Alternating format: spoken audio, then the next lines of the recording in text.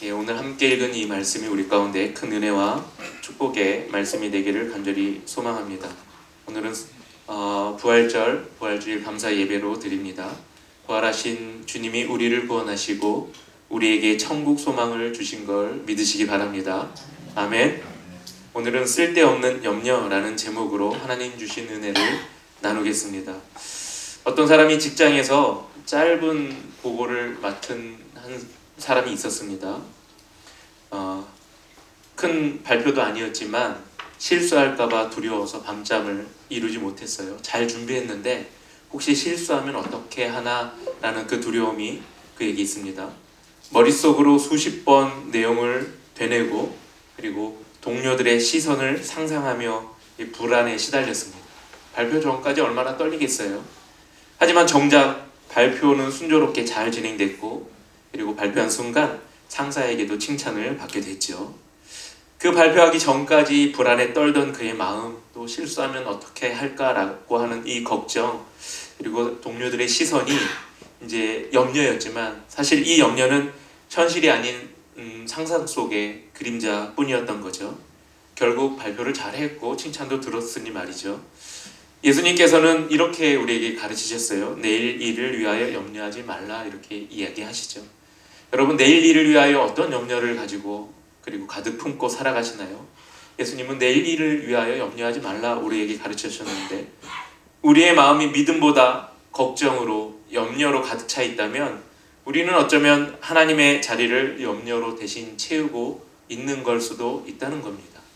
그러니까 하나님의 은혜로 내일 주실 하나님의 새롭게 하실 그런 삶의 기대로 사는 것이 아니라 내일은 어떻게 살지? 내일은 어떻게 해결하지? 직장에서 뭘 하지? 라고 하는 염려가 우리에게 가득 차 있다면 하나님 주신 믿음과 그리고 그 은혜로 사는 것이 아니라 그저 우리의 마음과 우리의 삶을 염려로 가득 채우고 사는 것일 수 있다는 거죠.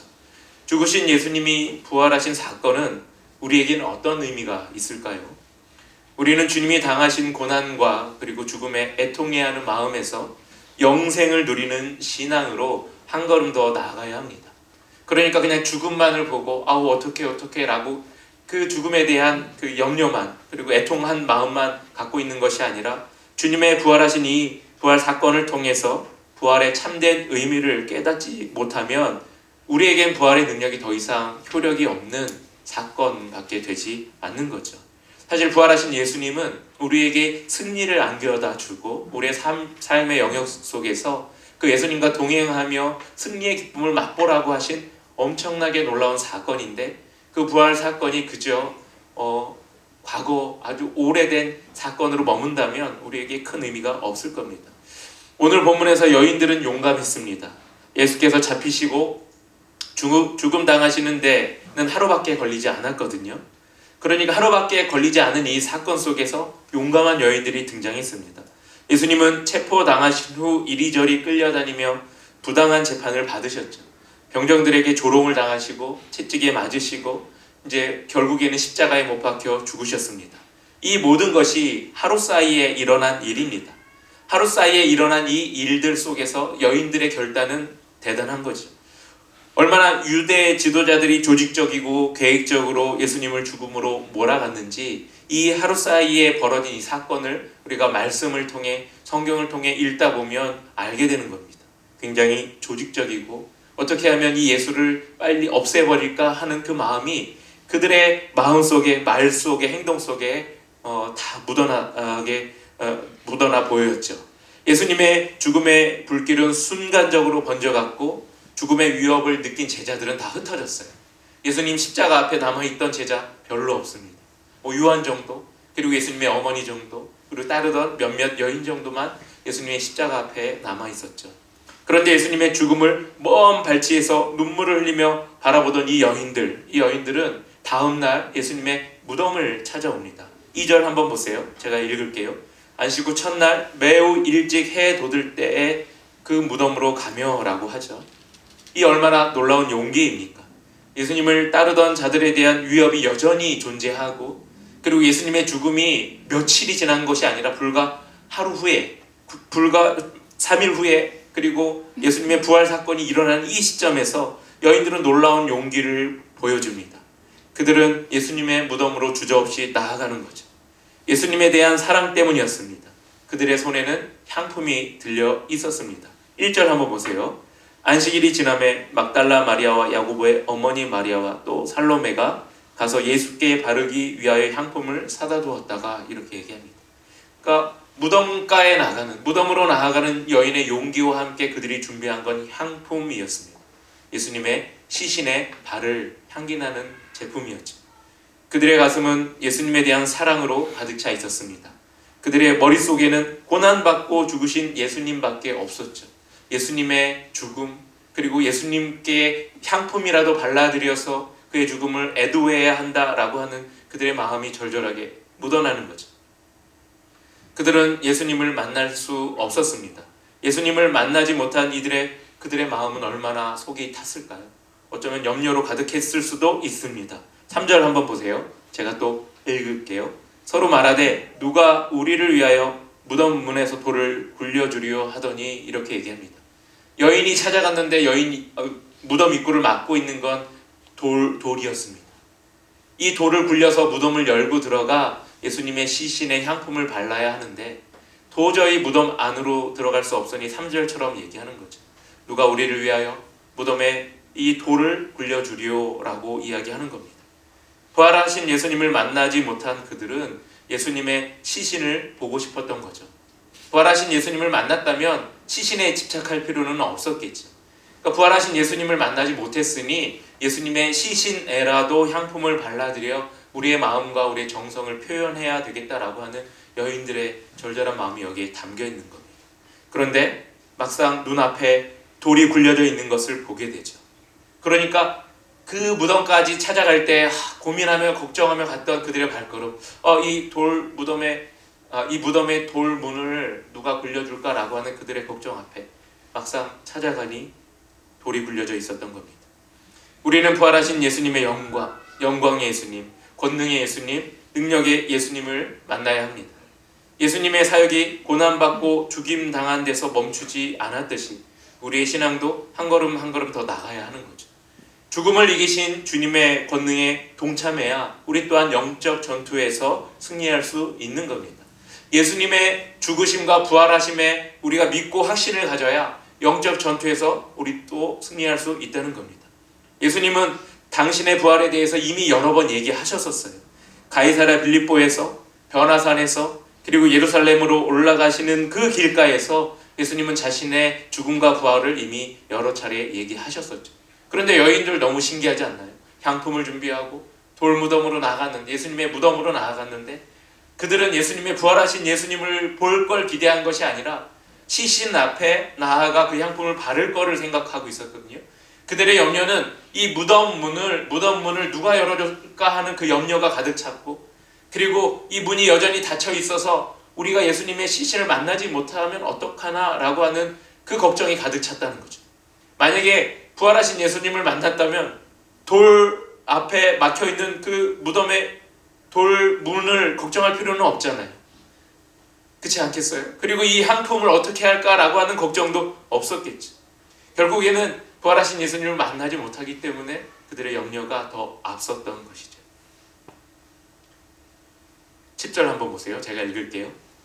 가서 그의 제자들과 베드로에게 이르기를 예수께서 너희보다 먼저 갈릴리로 가시나니 전에 너희에게 말씀하신 대로 너희가 거기서 배우리라 하는지라, 이렇게 얘기합니다.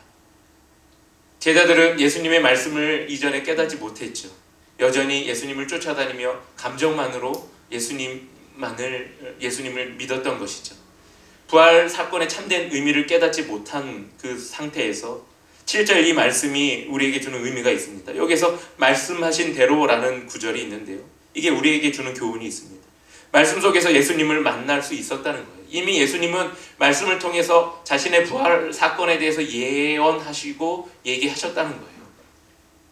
사실 우리 또한 부활을 온전히 목격한 사람들은 없습니다. 여러분, 예수님의 부활을 목격한 적 있으신가요? 없죠. 예수님의 말씀을 통해서 그 부활 사건을 믿음으로 받아들인 것이죠.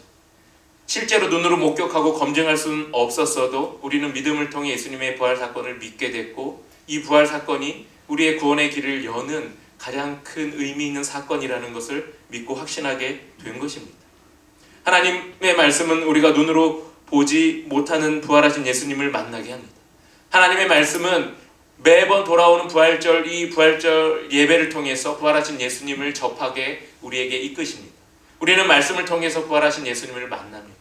우리는 말씀을 통해서 부활하신 예수님을 통해 우리의 신앙을 다시 한번 점검합니다. 우리는 말씀을 통해서 천국 갈 소망을 다시 한번 품게 됩니다. 이게 말씀을 통해서 우리에게 주시는 도전이고 그리고 사건에 대한 사실인 것이죠. 우리는 믿음으로 부활 사건을 믿게 된 거죠. 그게 이제 7절에서 나온 말씀하신 대로라는 거예요. 우리 앞에 여전히 이 여인들에게 걱정으로 쌓여있던 무덤 앞에 막고 있던 돌과 같은 그 돌이 놓여 있을 때도 있습니다. 우리의 염려가 현실이 되어서 부활하신 예수님의 이 놀라운 사건보다는 이 현실이 우리의 앞을 가로막을 때가 있습니다. 마치 무덤을 가로막고 있는 큰 돌처럼 말이죠. 이미 주님이 들려주신 부활에 관한 말씀이 많은데도 불구하고 우리는 그 말씀을 생각하지 못하고 현실 앞에 주저앉을 때가 너무나도 많습니다. 이게 염려가 될 때가 많죠. 부활 소망을 품고 있다면 현실 앞에 놓여 있는 것이 염려가 돼서 우리를 가로막을 수는 없습니다. 우리는 천국 소망을 품고 있는 사람들이기 때문에 그렇습니다. 예수님의 부활이나 영생이나 재림이나 심판을 믿지 않으면 우리는 결국 삶에 집착하게 되고 집착하는 그 삶이 염려로 우리에게 매번 다가오고 파도처럼 밀려오게 되어 있다는 겁니다. 그래서 매년 돌아오는 이 부활절 그리고 부활신앙은 우리의 염려를 제거하고 다시 한번 하나님 나라를 향한 소망을 품게 하고 예수님이 열어놓으신 구원의 길을 우리가 다시 한번 확신하게 되는 아주 귀한 절기, 귀한 날이 되는 겁니다. 우리의 주님은 죽음도 이기신 분이고 우리를 압도하는 현실의 문제를 해결해 주실 수 있는 분입니다. 우리가 무덤이라고 생각했던 막혀있는 그리고 닫혀있는 그곳을 열고 그리고 우리를 하나님 나라로 이끄시는 분이 바로 주님이시죠. 그런데 우리는 여전히 염려를 끌어안고 그리고 쓸데없는 염려로 가득 찬 삶을 살고 있을 때가 너무 많다는 겁니다. 땅에 매어 사는 사람들은 그렇게 살겠죠. 그렇지만 우리는 하늘 소망을 품고 사는 사람들입니다. 하늘 소망을 품고 사는 사람들은 놓여있는 염려를 제거하고 예수 그리스도의 십자가를 따라가며 부활의 소망을 우리 가운데 가득 담고 사는 것이죠. 예수님은 분명 말씀으로 우리에게 부활 소망이 있다는 것을 깨워주셨습니다. 그리고 알게 하셨죠.